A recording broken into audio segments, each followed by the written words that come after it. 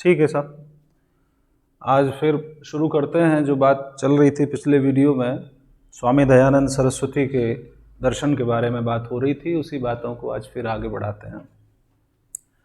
स्वामी दयानंद सरस्वती के दर्शन के बारे में जो हम बात कर रहे थे, उसमें सबसे पहले हमने इनके जीवन के बारे में बात की थी कि कहाँ ये पैदा हुए। टंकारा गुजरात में 1824 में 2 फरवरी को, और फिर जीवन इनका किस तरीके से गया। इनके गुरुजी विरजानंद दंडी थे और किस तरीके से इन पर 2 घटनाओं का बहुत बड़ा प्रभाव पड़ा कि एक तो इनकी छोटी बहन और एक चाचा की इनकी डेथ हो गई उससे।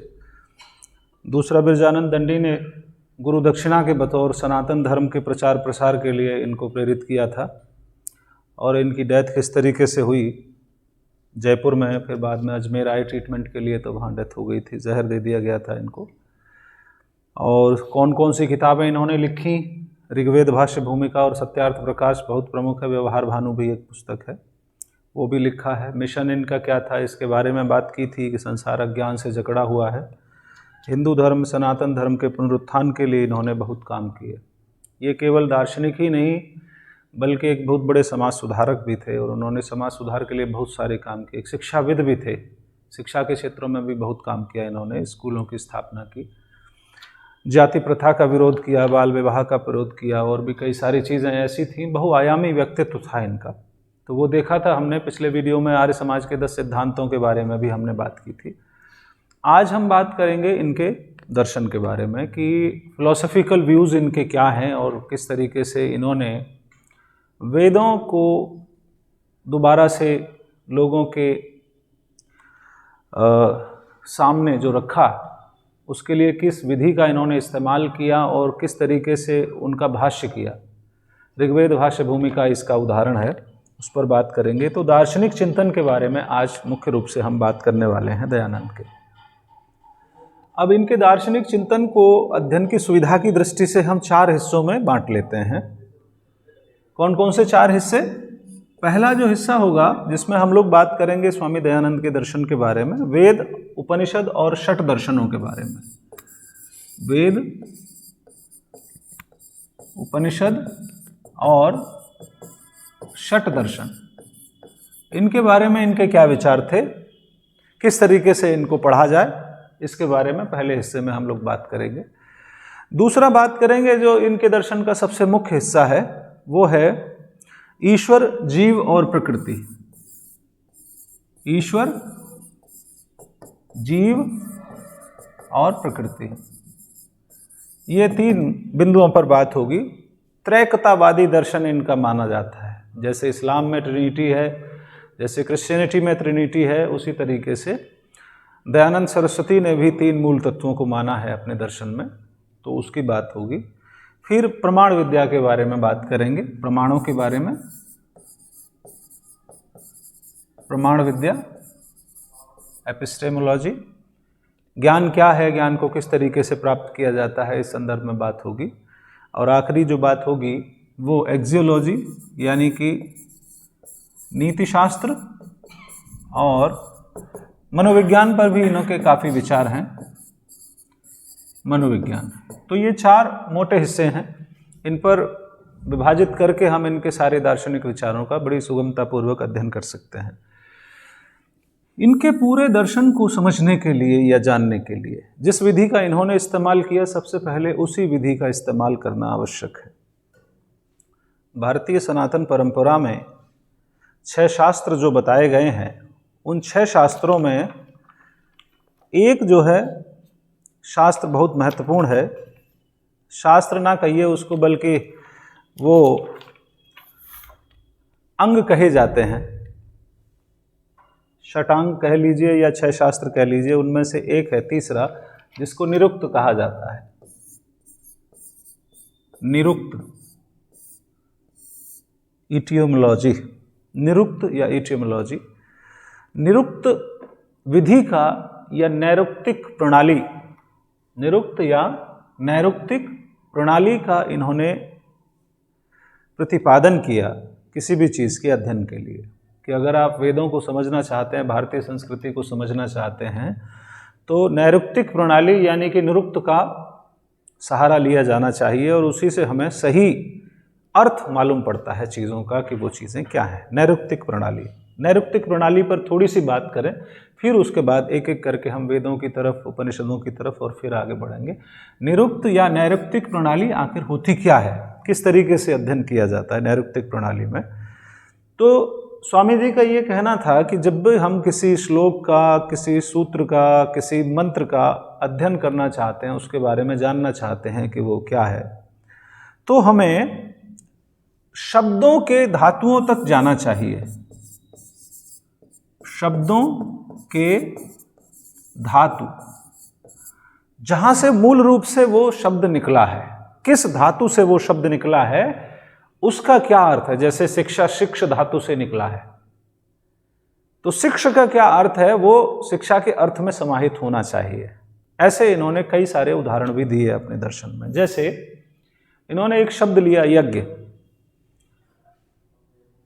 एक तो अब थोड़ा सा और बात कर लें, यज्ञ का उदाहरण हम थोड़ा बाद में लेंगे। एक तो धात्विक अर्थ होता है शब्दों का, धात्विक अर्थ जिसे निरुक्त कहा जाता है, जहां से शब्द निकल कर आ रहा है वहां पर उसका क्या अर्थ है। और दूसरा, एक और आम भाषा में जिस अर्थ को ले लिया जाता है वो होता है रूढ़िगत अर्थ।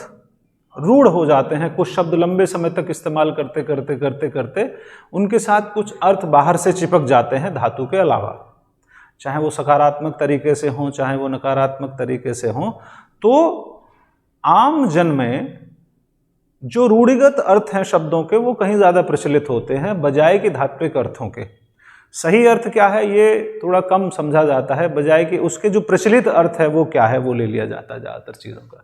तो इन्होंने इस बात का खंडन किया कि भाई रूढ़िगत अर्थ की बजाय धात्विक अर्थ शब्दों का लिया जाना चाहिए। जिस धातु से वो निकला है उस धातु का अर्थ हमें पहले देखना चाहिए और फिर उस शब्द की व्याख्या करनी चाहिए कि उसका असली मतलब क्या होता है। दो तीन उदाहरण इन्होंने शब्दों के लिए, जैसे एक शब्द का ये उदाहरण देते हैं यज्ञ।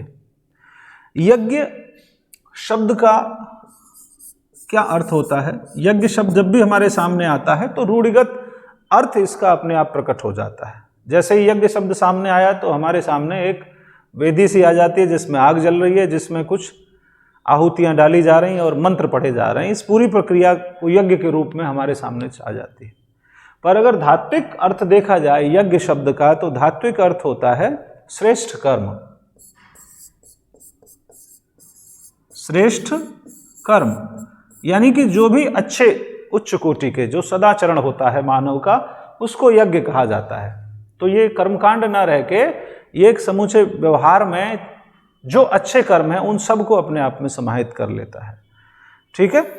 इसी तरीके से एक और उदाहरण ये लेते हैं, बेटा फोन देखना जरा। एक और उदाहरण लेते हैं, वो लेते हैं देव का, कि देव का क्या अर्थ है। देव के मायने फिर इन्होंने अलग से बताए हैं। तो इसी तरीके से इन्होंने शब्दों की धात्विक अर्थ की खोज शुरू की कि भाई इस तरीके से इनको समझा जाना चाहिए, जाना जाना चाहिए। नैरुक्तिक प्रणाली को अपनाया और उसी के आधार पर वेद, उपनिषद और षट दर्शनों की व्याख्याएं की और व्याख्या करने के बाद फिर ये सारे अपने सिद्धांत और विचार प्रस्तुत किए, जिनका कि हम आज बात करने वाले, अध्ययन करने वाले हैं। तो चलिए पहले मुद्दे को उठाते हैं हम, वेद, उपनिषद और षट दर्शनों के बारे में इनका क्या विचार है, जरा उसको थोड़ा सा देख लिया जाए। ठीक है। पहला हिस्सा हम शुरू कर रहे हैं, वेद, उपनिषद और षट दर्शन, इनके बारे में थोड़ी सी बात हो जाए। स्वामी जी इनके बारे में क्या मानते थे। तो वेदों के बारे में पहले हम बात करेंगे। वेद मानव जाति के सबसे प्राचीन ग्रंथ माने जाते हैं, जिनमें कि मानव की उपलब्धियों के बारे में बात कही गई है। हालांकि वेद ऋचाओं का संकलन है जो कि देवों की स्तुति करने के लिए इस्तेमाल किए जाते थे, पर अलग अलग विद्वानों ने उनकी अलग अलग व्याख्याएं की हैं। स्वामी जी ने उनकी क्या व्याख्या की है उस पर और उनकी क्या क्या विशेषताएं बताई हैं, पर उससे पहले ये अपने दिमाग में लाना बहुत ज़रूरी है कि दयानंद सरस्वती का सबसे प्रमुख जो नारा था वो यही था कि वेदों की ओर लौटो, वेदों की तरफ जाइए, वहीं आपको सारे जीवन के रहस्यों को सुलझाने वाला ज्ञान मिलेगा। वेदों की ओर लौटो। दयानंद से पहले एक और भाष्य किया गया था जिसे सायण भाष्य कहा जाता है वेदों का। सायण एक विद्वान थे दक्षिण के, और ये जो भाष्य है ये किया गया था जिस समय की विजयनगर साम्राज्य अपने उत्कर्ष पर था। विजयनगर साम्राज्य से संबंध रखने वाले हैं ये, उन्होंने किया था ये कर्मकांड के रूप में वेदों का ये भाष्य लिखा। सायण भाष्य काफ़ी प्रामाणिक और अच्छा माना जाता है। उसके बाद फिर अगला जो भाष्य ऋग्वेद भाष्य भूमिका ऋग्वेद पर जो लिखी वो दयानंद की दूसरी ज़्यादा प्रचलित है। तो इन्होंने नैरुक्तिक प्रणाली से, इन्होंने सायण ने नहीं नैरुक्तिक प्रणाली इस्तेमाल की, स्वामी जी ने नैरुक्तिक प्रणाली से वेदों का अध्ययन किया और वेदों के बारे में कुछ अपने सामान्यकरण प्रस्तुत किए कि वेद क्या हैं और क्यों इनकी तरफ हमें लौटना चाहिए। ठीक है, जैसे पहली बात इन्होंने वेदों के बारे में कही कि वेद ईश्वरीय हैं। वेद ईश्वरीय हैं, ये ईश्वरीय रचनाएं हैं। ठीक। दूसरी बात इन्होंने क्या कहा, वेद विज्ञान है, इनका अध्ययन करना जरूरी है। ठीक। तीसरी बात इन्होंने क्या कही कि वेद स्वतः प्रमाण है, स्वतः प्रमाण है। ये तीन मुख्य बातें इन्होंने वेदों के बारे में कही, स्वतः प्रमाण है, विज्ञान है और ईश्वरीय है। अब अगर रूढ़िगत नज़र एक जाती है अगर इन वाक्यांशों पर, तो हमें सीधे सीधे समझ में आ जाता है कि वेद जो है ईश्वरीय रचनाएं हैं और ईश्वर ने इनको लिखा है। ईश्वरीय से मतलब यही आ जाता है। पर ये कहते हैं कि ईश्वरीय रचना कहने से मतलब ये नहीं है कि इनको ईश्वर ने लिखा है। यहाँ पर थोड़ा सा वो स्पष्टीकरण देते हैं, वेद ईश्वरीय हैं इस बारे में।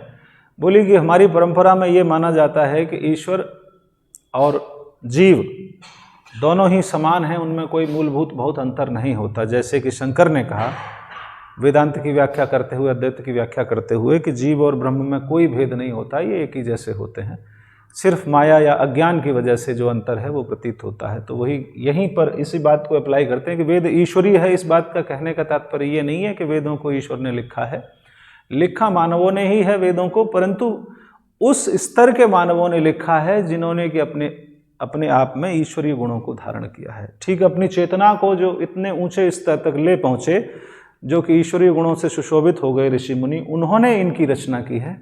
इसलिए इनमें सामान्य मानव के लेखन से पृथक या अलग ईश्वरीय गुणों की बातें इनमें शामिल हो गई हैं। वो ईश्वर जो आध्यात्मिकता का वो चरम इनमें आया है, जो कि सर्वोच्च ज्ञान है, ऐसा इन्होंने माना है। तो वेदों के बारे में एक बात तो इन्होंने ये कही कि ये ईश्वरीय हैं, और उसको भी फिर जस्टिफाई किया कि ईश्वरीय का मतलब क्या है। दूसरी बात इन्होंने कही कि वेद विज्ञान है। विज्ञान है, इस बात का क्या मतलब है, क्या कहा है इन्होंने? विज्ञान में इन्होंने कहा है कि ज्ञान, कर्म और उपासना, तीन क्षेत्रों के बारे में बात कही है कि जिससे परमात्मा से लेकर पदार्थ तक का ज्ञान होता है। विज्ञान को इन्होंने परिभाषित करते हुए लिखा कि विज्ञान वह है जिससे पदार्थ और परमात्मा दोनों का ज्ञान हो, वो विज्ञान है। तो वेदों से दोनों का ज्ञान होता है, पदार्थ का भी ज्ञान होता है और परमात्मा की ज्ञान का भी ज्ञान होता है, इसलिए ये विज्ञान है। और ये किस तरीके से प्राप्त होता है, इसके लिए तीन साधन इन्होंने बताए: कर्म, उपासना। तीन बातें जो वेदों में बताई गई हैं, कर्म करिए, उपासना और ज्ञान। ये तीन रास्ते हैं ज्ञान प्राप्त करने के, इसीलिए वेदों को विज्ञान कहा जाता है। ज्ञान किस चीज़ का? ईश्वर और पदार्थ के बारे में ज्ञान प्राप्त करना है।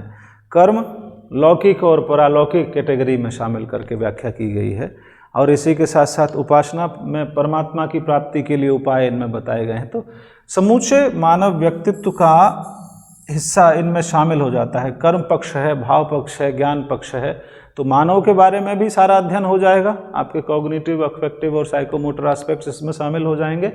और दूसरा वो पदार्थ और प्रकृति के बारे में भी इनमें ज्ञान पूरा, मतलब एक तरीके से सिस्टमैटिक नॉलेज है इंसान के बारे में और पदार्थों के बारे में, प्रकृति के बारे में और परमात्मा के बारे में। तो ये जस्टिफाई करते हैं कि वेद जो हैं वो विज्ञान है।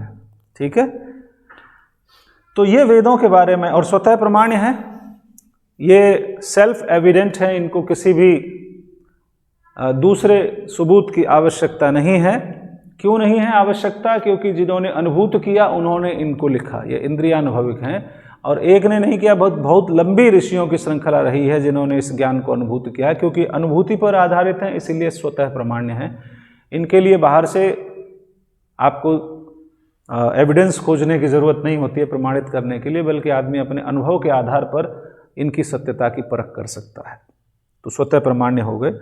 फिर थोड़ा सा उपनिषदों के बारे में इन्होंने बात कही। ये तो वेदों के बारे में हो गई। उपनिषदों के बारे में इन्होंने क्या कहा है कि ये वो हिस्सा है, उपनिषद वेदों का ही हिस्सा है, जो ज्ञान कांड से संबंधित है, जिसमें ज्ञान के बारे में बातों को बताया गया है।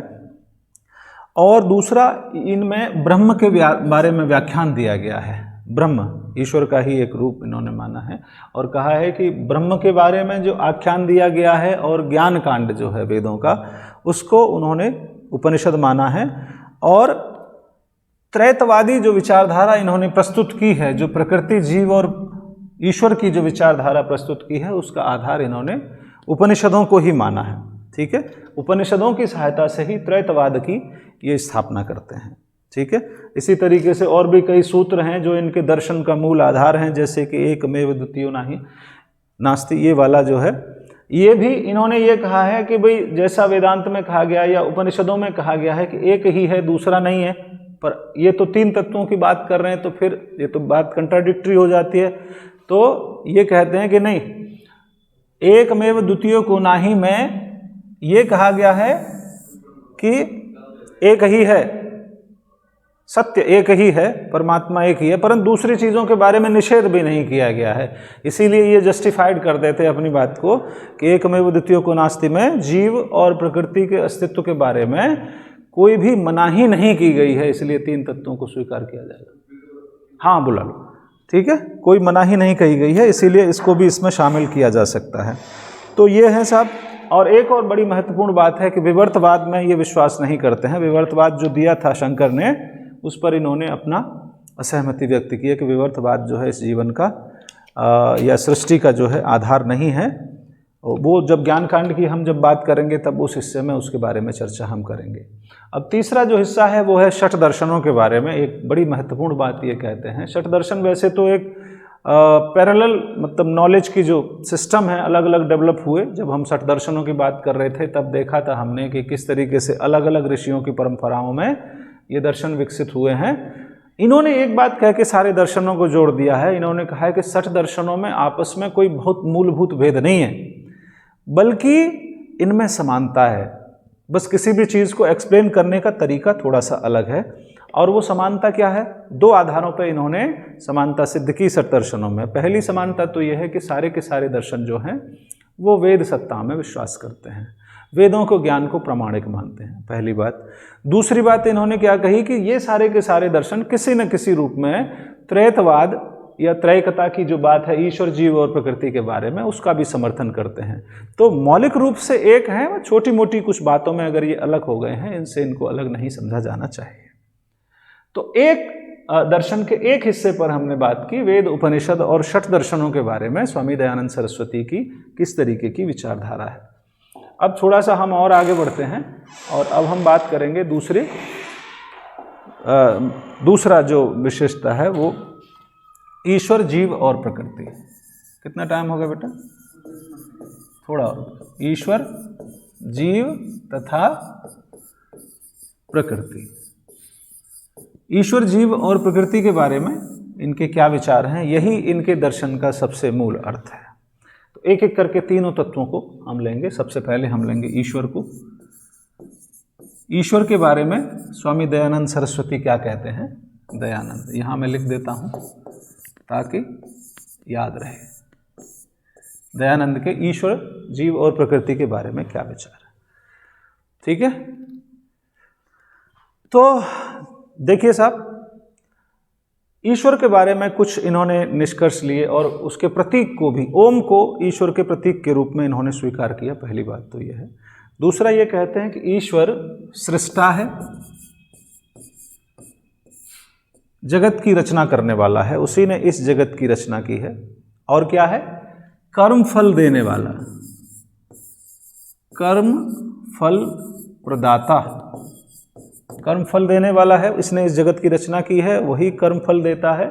एक और महत्वपूर्ण बात है कि वो ज्ञान का स्रोत माना गया है, उसको ज्ञान का सोर्स ऑफ नॉलेज ईश्वर को माना गया है। ठीक है, और क्या है? एक और बड़ी महत्वपूर्ण बात ये कहते हैं, जहाँ पर कि औपनिषदिक जो ज्ञान है या जो शंकर की परंपरा है वेदांत वाली, उसके साथ इनका सामंजस्य स्थापित हो जाता है। और वो बात ये कहते हैं कि ईश्वर और ब्रह्म एक ही हैं। इन्होंने ब्रह्म की सत्ता को इसलिए नकार दिया कि जब उसके बारे में कोई बात ही नहीं की जा सकती है, तब फिर उस ब्रह्म की सत्ता को मानने का कोई मतलब नहीं बनता है। ईश्वर को ही ब्रह्म के रूप में और ब्रह्म को ईश्वर के रूप में इन्होंने माना है, एक ही माना है। और उसका स्वरूप वही है जो अधिकांश भारतीय दर्शनों में माना जाता है, सत, चित और आनंद। सतचित और आनंद स्वरूप परमात्मा है, न्यायकारी है, दयालु है, क्योंकि कर्म फल प्रदाता है इसलिए न्यायकारी हो गया, और कर्म फल देता है तो कर्मों को माफ भी करता है, वो इसलिए दयालु भी है, न्यायकारी भी है। ठीक है, ये बात ईश्वर के बारे में कही गई है। और ओम जो है वो ईश्वर का प्रतीक माना गया है, सर्वोत्तम नाम है ओम ईश्वर का। या आप इसको इसलिए लिख लीजिए इस तरीके से, ये भी लिखा जा सकता है ओम। ठीक है, सर्वोत्तम नाम है। अब इसके भी फिर इन्होंने 3 हिस्से किए हैं, अ, उ और म। अ, उ और म, अ, उ और म 3 हिस्से ओंकार के किए हैं, ओम के 3 हिस्से किए। आ का मतलब होता है कि वह विराट है, विराट, बड़ा, विशाल, बहुत बड़ा, आ का मतलब यह होता है। ठीक है, ऊ का मतलब होता है, आकार नहीं लिखा है हमने, चलो लिख देते हैं, आकार, विशाल, ठीक, बड़ा। ऊ का मतलब होता है ऊकार, ऊकार, आकार, उकार और मकार 3 हिस्सों से मिलकर बनता है। तो उकार का मतलब है हिरण्यगर्भ, हिरण्यगर्भ। जब हमने ईश्वर या ब्रह्म की संकल्पना का अध्ययन किया था तो उस समय हिरण्यगर्भ की संकल्पना के बारे में हमने बात करी थी कि हिरण्यगर्भ जो है ब्रह्म से लेकर वैश्वानर तक जब जिस सीरीज में आते हैं तो उसी सीरीज में हिरण्यगर्भ, जहाँ पर कि माया और ब्रह्म के साथ संयुक्त होकर क्रियामान होता है, उस स्थिति को हिरण्यगर्भ कहा जाता है। ठीक है, विशाल है, बहुत फैला हुआ है, हिरण्यगर्भ का रूप है वो, मतलब कि वो चीज़ों को पैदा करने वाला है, सृष्टा से मिलता जुलता हिरण्यगर्भ का है, मूलभूत रचना जो कही जाती है हिरण्यगर्भ। और मकार, मकार अदृश्य, अदृश्य है, देख नहीं सकते उसको। ठीक है, तो अकार, उकार और मकार, इस तरीके से ये विशेषताएं बताई। सर्वोत्तम प्रतीक ये ओम बताया गया है ईश्वर के बारे में। तो ये कुछ बातें ईश्वर के बारे में कही गई। और भी थोड़ी सी बात वो कहते हैं इसके एक समानता स्थापित करने के लिए सारे सेंटेंसेस में। वो कहते हैं कि ईश्वर जो है वो समस्त पदार्थों में सूक्ष्म रूप में व्याप्त है, सभी में है, वो हर चीज में, कोई भी चीज ऐसी नहीं है इस सृष्टि की जिसमें कि ईश्वर व्याप्त ना हो। इसीलिए फिर ये कह देते हैं कि अवतार धारण नहीं करता, अवतार धारण नहीं करता, ये मुख्य बात है। अवतारवाद का विरोध किया है स्वामी दयानंद सरस्वती ने। आर्य समाज में यही माना जाता है कि अवतार जैसा कुछ नहीं होता। तो ये ईश्वर के बारे में कुछ बातें हैं। ईश्वर क्या है, उसका प्रतीक क्या है, समस्त सभी चीज़ों में वो व्याप्त है और वो अवतार धारण नहीं करता। अब थोड़ा बात की जाए दूसरे जीव, ईश्वर के बारे में बात हो गई, अब जीव के बारे में बात करते हैं कि जीव क्या है। ठीक है, जीव, जीव के बारे में जो धारणाएं हैं वो कुछ इस तरीके से है कि जीवात्मा की शाश्वत सत्ता होती है और जिसको अज कहा गया है। अज, जिसकी शाश्वत सत्ता है वो अज है और जीवात्मा की शाश्वत सत्ता है। इसके बंधन का मुख्य कारण अज्ञान नहीं है बल्कि अल्प ज्ञान है। बंधन का कारण अल्प ज्ञान है, थोड़ा सा। ईश्वर के पास बहुत ज्ञान है, वो बहुत विशाल ज्ञान राशि है उसके साथ, और मानव के साथ में अल्प ज्ञान है, इसीलिए वो बंधन में है। ठीक है, और थोड़ा सा आगे वो डिटेल करते हैं इन चीज़ों की। ठीक है, किस तरीके से करते हैं कि बंधन का कारण अल्प ज्ञान है, अज है वो। ठीक है, और ये कहते हैं कि मन एक बहुत महत्वपूर्ण एंटिटी माना है। मन, ठीक है, मन, मन शब्द से ही मानव बनता है। जो मनन करता है वो मन है और जो मनन करता है वही मानव है। ठीक है, ये प्रकृति का विकृति है। मन क्या है? प्रकृति की विकृति है। ठीक है, तो प्रकृति से मन पैदा होता है, ये कहते हैं, ये विकार है। जीवात्मा शरीर में रहता है, ये जो जीव है ये शरीर में रहता है, और शरीर में रहने के साथ साथ शरीर, मन, बुद्धि और इंद्रिय, जीवात्मा कहाँ रहेगा? शरीर में, और ये क्रियाशील करता है किस किस चीज को? इंद्रियों को, मन को, बुद्धि को। ठीक है, इंद्रियां, मन और बुद्धि और शरीर, इन सारी चीजों को ये क्रियाशील करता है। ठीक है, और भी कहा गया है कि ये जो जीव हैं ये जैन धर्म की तरह अनेक हैं, बहुत सारे हैं, पर अनंत नहीं हैं। कोशिश की जाए तो काउंट किया जा सकता है, बहुत सारे हैं, मतलब अनंत नहीं माना गया है पर बहुत सारे फिर भी माना गया है इनको। ठीक है, समान हैं, एक जैसे हैं, कोई भेद नहीं पड़ता। यहां पर ये बात कह के ये समानता की स्थापना कर रहे होते हैं। ठीक है, और यही कर्ता और भोक्ता होता है, कर्ता और भोक्ता, जो भोक्ता है और जो करता है। ठीक है, और इसी का भी पुनर्जन्म होता है, पुनर्जन्म भी यही लेता है। ठीक है, इस तरीके का हो गया। तो साहब ये ईश्वर के बारे में और जीव के बारे में बातें हुई हैं। ठीक है, अब एक तीसरा और बिंदु बचता है, ईश्वर, जीव और हाँ, जीव के बंधन के बारे में, अभी मोक्ष के बारे में और थोड़ी सी बात होगी। मोक्ष, मोक्ष का मतलब क्या माना है? स्वामी दयानंद सरस्वती ने ये कहते हैं, सांख्य की अवधारणा की ही पुनरावृत्ति है कि दुख से छूट जाना, दुख से छूट जाना मोक्ष है। दुख से छूट गए मतलब मोक्ष हो गया। और ये कैसे हो सकता है मोक्ष इंसान को? इसके लिए इन्होंने बताई हैं कई सारी चीज़ें, जैसे प्रार्थना, उपासना, साधन चतुष्टय, योग और सदाचरण। इन चीज़ों को अगर हम अपने जीवन में पालन करें तो मोक्ष हो जाता है। और क्या हो जाता है कि मुक्ति से जो जीवात्मा है वो ब्रह्म में स्थित हो जाता है, परमात्मा में स्थित हो जाता है।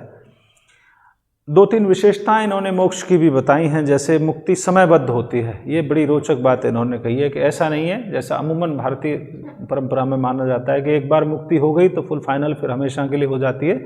ये नहीं मानते, ये से टाइम बाउंड मानते हैं। बोले एक बार मुक्ति हो जाती है तो निश्चित समय के लिए होती है, फिर उसके बाद दोबारा से इस चक्र में आना पड़ता है और फिर मोक्ष प्राप्त करना पड़ता है। तो ये क्रमिक प्रक्रिया है लगातार। एक बार हो गई तो एक निश्चित समय तक के लिए मुक्त रहेगा वो जीव, और फिर उसके बाद दोबारा से साइकिल में आ जाएगा। ठीक है, तो ये समयबद्ध भी होती है, ये है। अब तीसरी चीज जो इन्होंने बात की वो है प्रकृति।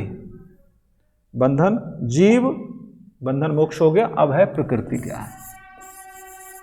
तीसरी चीज और महत्वपूर्ण चीज, तीन बातें मानी दयानंद ने, जीव, ईश्वर और प्रकृति। तो दो के बारे में हम बात कर चुके, अब बात करते हैं कि प्रकृति क्या है।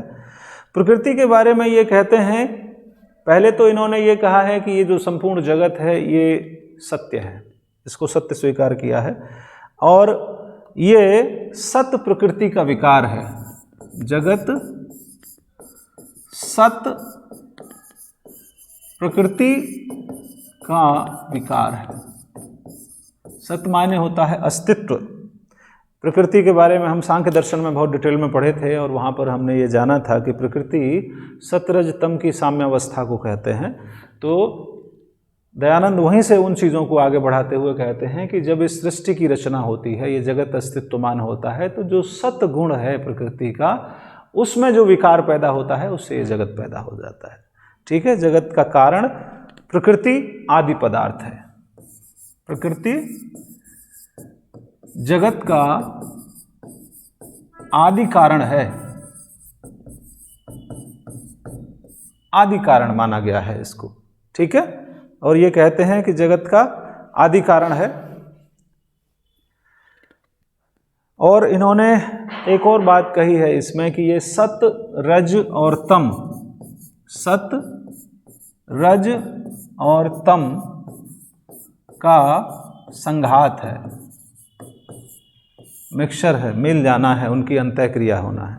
ठीक है, सतरज तम का संघात है, और इसी से सृष्टा जो है वो जगत की रचना करता है। ठीक है, तो ये सृष्टि के बारे में कहा है। प्रकृति विकृति का ही नियम मानते हैं ये सांख्य के सत्कार्यवाद का ही महर्षि दयानंद सरस्वती, तो इन्होंने कही हैं। तो ये प्रकृति के बारे में कुछ छोटी छोटी बातें हैं।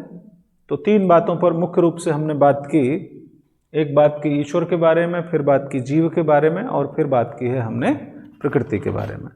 ठीक है, अब तीसरा जो हिस्सा इनके दर्शन शास्त्र का है उसकी तरफ आगे बढ़ेंगे, और तीसरा हिस्सा है प्रमाण विद्या।